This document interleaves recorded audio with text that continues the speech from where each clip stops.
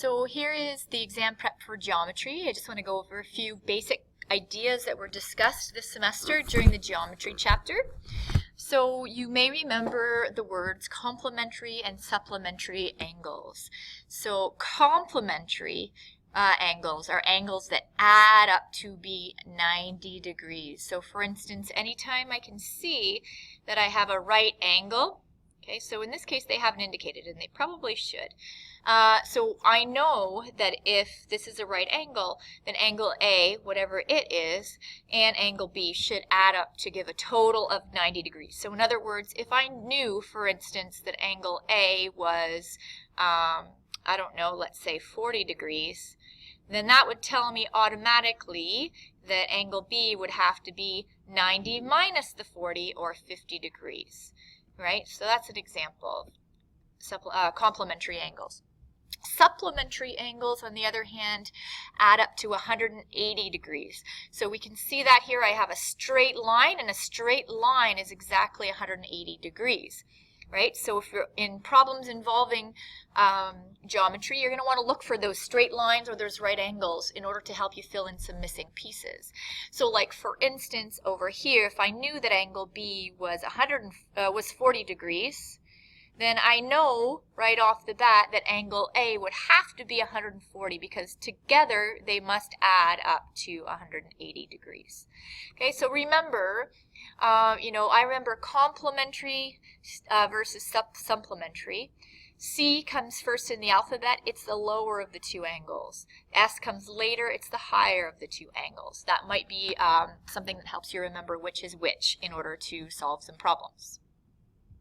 So next we have opposite angles. Sometimes they're called vertically opposite angles. So that means anytime you see this X sort of pattern, the angles right across from each other are equal to each other, right? So for example, if I know that this angle right here is, let's say, 30 degrees, then that means this angle down here is 30 degrees. But remember, I also have these angles that are across from each other. That's what's illustrated here, right? Some symbols that you can see to indicate that angles are equal are like a little dot. So I might put a little dot here and a dot here to indicate that they're the same or equivalent angles. Whereas I might put a different symbol in this corner because I know that this angle and this angle are not equal to this one.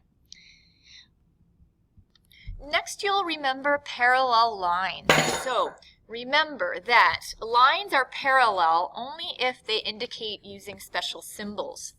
So what you should see in a diagram are these little arrows pointing in the same direction, and that tells you that these lines are parallel to each other. So unless those are there, you really shouldn't assume that the lines are parallel. Right? So different sets of parallel lines may have a different number of arrows on them, and that's indicating which pairs are actually parallel to each other. Okay, so you'll remember alternate angles, that's that Z pattern, and so these little sort of inside corners of the Z, those are equivalent angles. Right? I have the F pattern, they're called corresponding. So this is like an upside down F. I could also have drawn an F sort of like this down here. And then underneath the roof of the F, that's where the angles are going to be equal in value, in measurement. And then on my last one here, I see the C pattern. Those are interior angles, and they're not equal. Notice there's a different symbol being used here, right? So I would say that the dot and the star are not equal, but they do add up to a value, and that value is 180 degrees. Okay, so if I know one of them and I subtract that measure from 180 degrees, I'll be able to figure out the missing component. Okay, just remember that I also have a C in a different direction. I can look at a C right here as well, and then I have another interior angle here and another one here, and so on and so forth. Right? Another thing I wanted to mention about the Z pattern, just remember that, there's another sort of Z right here, and so I have some angles under right here that are equal. So there's multiple ways of seeing those patterns, the Z, the F, and the C, all relating to parallel lines. So next we have triangles, and so you'll remember that all of the interior or inside angles in a triangle always have to add up to 180 degrees. right? So that means that I need to know 2 of the 3 angles, and if I know 2 of the 3, then I can get the third because by just subtracting the other angles from the 180 degrees. But I also want to remind you of isosceles triangles and a special property with them, which is that if I know that there are 2 sides of the triangle that are equal, then I also know that the angles opposite them are also equal, right? So let me give you an example of how this may be useful.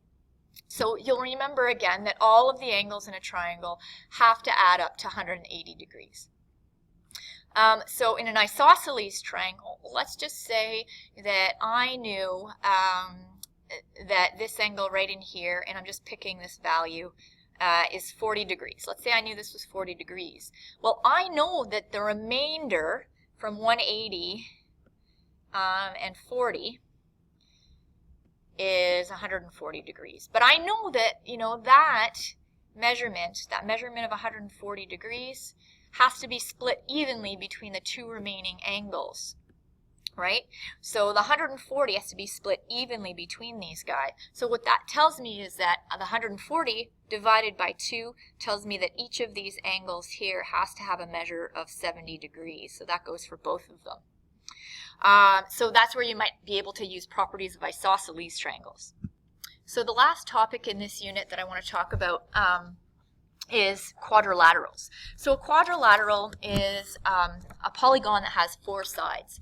And so in a quadrilateral, all of the interior angles don't add up to 180. They add up to exactly double that, 360. And so the reason for that is that really, it's like I have 2 triangles here. And so if the angles in a triangle are 180, and then I have 2 triangles, then they must all add up to 360 degrees. And that's true. All of the interior angles of a quadrilateral add up to 360 degrees.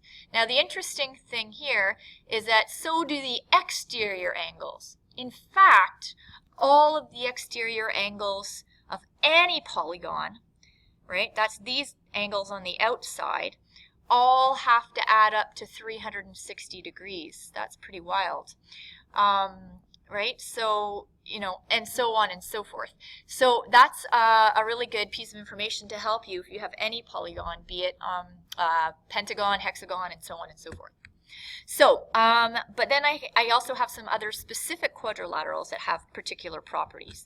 So when I look at the middle figure here, I can see that that's a trapezoid. And a trapezoid is characterized by the fact that it has 1 set of parallel lines. And so if it has 1 set of parallel lines, then what that tells me is that, I can use my parallel line theorem to help me out with this. So parallel lines, well, it looks like I have a C pattern going here, right? And so I know that this red angle and this blue angle have to add up to 180 degrees. And so the same thing happens on the other side here, right? I have a C pattern. And so I know that these angles here have to add up to 180 degrees because of the parallel line and that C pattern. So lastly, I want to talk about the last figure, and that's a trapezoid. And a trapezoid is another special type of quadrilateral. Again, all of the interior angles are going to add up to 360 degrees. But in a trapezoid, I can also use concepts from parallel line theorem, which is to say that in a trapezoid I have 2 sets of parallel lines. This pair, and then I have this other pair right here. And so what that does, and I'm not going to go through the details of it here, but what that means is that my angles that are opposite one another in that parallelogram have to be equal to each other. And so opposite corners. And that is not true of other quadrilaterals, but it's certainly true of a parallelogram, and that can come in handy when trying to solve problems.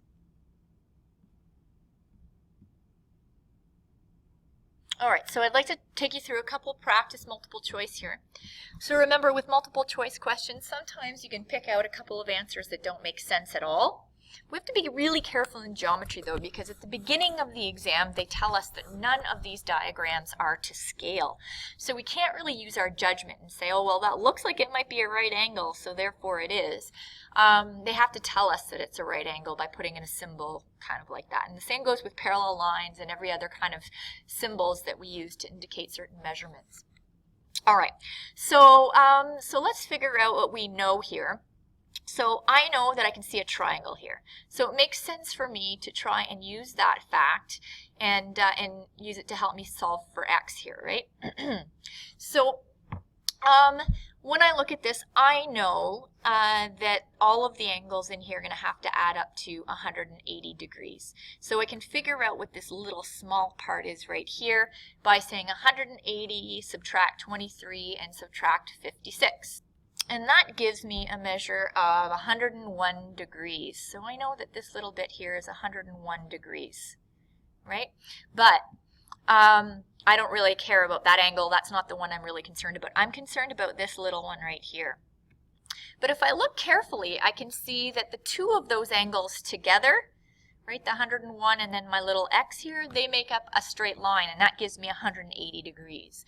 So I know that the measure of x is going to be the total of the whole flat line, right, the total measure of 180 degrees, but I'm going to subtract 101.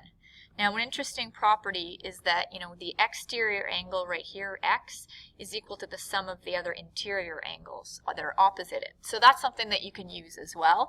But that's going to give me, when I subtract these, a measure of exactly 79 degrees. Right? So, so there's my answer. There's C. Again, I can probably make sense of which ones don't make sense in this situation. Now, if I know this interior angle here is 101, I can just get rid of it because x can't be 101, and so on and so forth. And that may help me to reduce the choices and make sense of the question. All right, so on to the next example here. So when I look at this question, I usually try to, when it's a geometry, when I'm trying to locate what I know. So I can see here that I've got some parallel lines. And so I may be able to make use of the Z, the C, or the F pattern.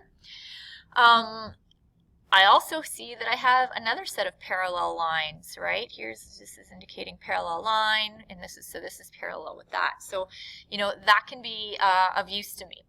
Now, in questions where they're asking me which of the following is true, I want to use a different strategy. I want to kind of say, oh, all right, well, what can I eliminate and what can I keep? So I'm going to go through and see, well, is each of one of these statements true? So x is equal to z. So x right here, and in terms of z. So when I see this, I can see that x and z actually form a C pattern. So they're not equal, but they do add up to 180 degrees. So that's not my answer. So next, so we got rid of that. W equals y. So W is right here, and W here, it's right here, but it doesn't seem to be related at all to y, and y looks quite a bit larger. If anything, I would say that I can use a Z pattern. There's a Z pattern right here, and I would say W is actually equal to Z, not Y. So that statement to me is wrong. So far we've gotten rid of A, we've gotten rid of B. Y plus Z equals 180.